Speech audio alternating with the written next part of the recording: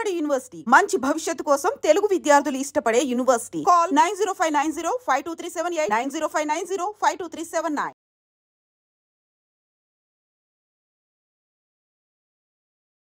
ఈ మధ్య కాలంలో దొంగతనాలకు సంబంధించిన ఇన్సిడెంట్స్ చాలా ఎక్కువగా నమోదవుతున్నాయి. ఎస్పెషల్లీ ఈ చెడ్డీ గ్యాంగ్ అనేది ఎంత భయంకరంగా రెచ్చిపోతుందో మనందరికీ తెలుసు. రాత్రి అంటే డే అంతా కూడా రెక్కి నిర్వహిస్తారు, ఆ తర్వాత రాత్రిల్లో లూటీ చేస్తూ ఉంటారు.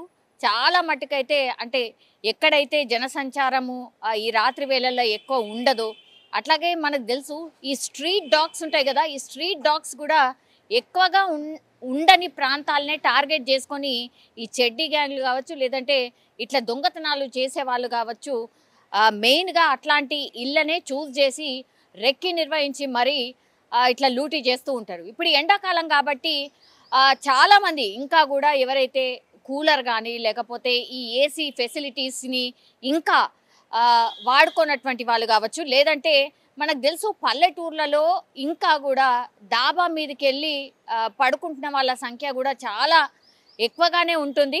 ఎందుకంటే న్యాచురల్లీ రాత్రి కాగానే కొంత చల్లబడుతుంది వాతావరణం. డే అంతా కూడా ఉక్కపోత వేడి ఉన్నప్పటికీ కూడా సాయంత్రం తర్వాత చల్లబడుతూ ఉంటుంది. అట్లా చాలామంది ఇంకా కూడా డాబాల మీదకి వెళ్ళి పడుకుంటున్న పరిస్థితే మనకు కనిపిస్తోంది అక్కడక్కడ కొన్ని ఎస్పెషల్లీ జిల్లాలలో. సో ఇదే అదునుగా చూసుకొని దొంగలు ఎంతైతే అంత దండుకోవడానికి రెడీ అవుతున్నారు. ఎందుకంటే ఎంత దొరికితే అంత. ఇప్పుడు బంగారం రేటు ఏం మామూలుగా లేదు కదా, దాదాపుగా ₹1,00,000 ఉన్నది బంగారం రేటు. సో ఇదే టార్గెట్గా ఇప్పుడు దొంగలు అయితే రెచ్చిపోతున్నారు. పైన డాబా మీద పడుకున్నారు. ఈ నిజామాబాద్ అండ్ ఇందల్వాయికి సంబంధించిన రూట్లో ఉన్నటువంటి ఈ హౌసెస్ ఏవైతే ఉంటాయో దాదాపుగా ఒక 7 ఇళ్ళు ఉన్నాయి.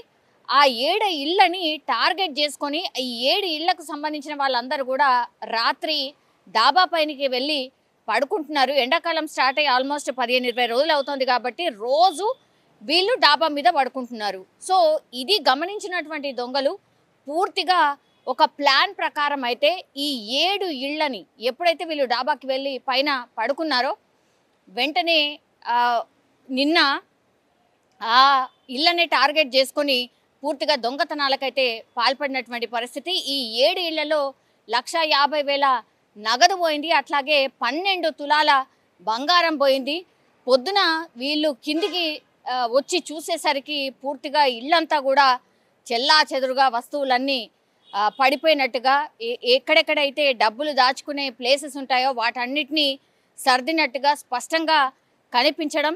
ఆ తర్వాత ఏది కూడా అంటే ఇంట్లో ఉన్న వస్తువులు ఏది కూడా వదలనటువంటి పరిస్థితి. మనకు తెలుసు లేడీస్ కొంతమంది పోపు డబ్బాలలో కూడా పెడుతూ ఉంటారు కదా, సో వంటింట్లో కూడా పూర్తిగా సర్చ్ చేసిన పరిస్థితి. ఎక్కడ పర్స్ కనబడితే అక్కడ టోటల్లీ ఆ పర్సన్ అంతా ఓపెన్ చేసి చెల్లా చెదురుగా పడేసినటువంటి సిచ్యువేషన్. పాపం ఎండాకాలం ఉక్కపోత, ఎంతో కొంత దాచుకున్నటువంటి బంగారం కావచ్చు, నగదు కావచ్చు దొంగల పాలవడంతో ఇప్పుడు పాపం ఆ 7 ఇళ్లకు సంబంధించిన ఫ్యామిలీస్ అయితే రోధిస్తున్న పరిస్థితి. ఎందుకంటే అంత ఈజీగా కూడా ఈ డబ్బు సంపాదన అనుకోండి, లేదంటే ఇప్పుడు బంగారం కూడా కొనే పరిస్థితి లేదు. అట్లాంటిది పూర్తిగా వాళ్ళేదో డాబా పైనకి ఉక్కపోత ఉంది కదా హాయిగా ఉంటుంది పైన పడుకుంటే అని డాబా పైన వెళ్ళి పడుకుంటే తీరా చూస్తే ఇల్లు లూటీ అయిపోయిన పరిస్థితి. ఇప్పుడు బాధితులు అయితే లబోదిబోమంటున్నారు. పోలీసులు అయితే కేసు నమోదు చేసినారు. అట్లాగే పూర్తిగా అక్కడ చుట్టుపక్కల ఉన్నటువంటి సీసీ కెమెరాస్కి సంబంధించి కూడా ఫుటేజ్ని తీసుకున్నారు.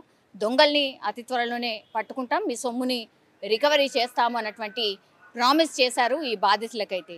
సో ఎవరైనా సరే నెక్స్ట్ మళ్ళా ఇట్లా డాబా పైన పడుకునే వాళ్ళు ఎవరైతే ఉంటారో దయచేసి మీ ఇంటి పైన ఒక కన్నేసి ఉంచాల్సిందే.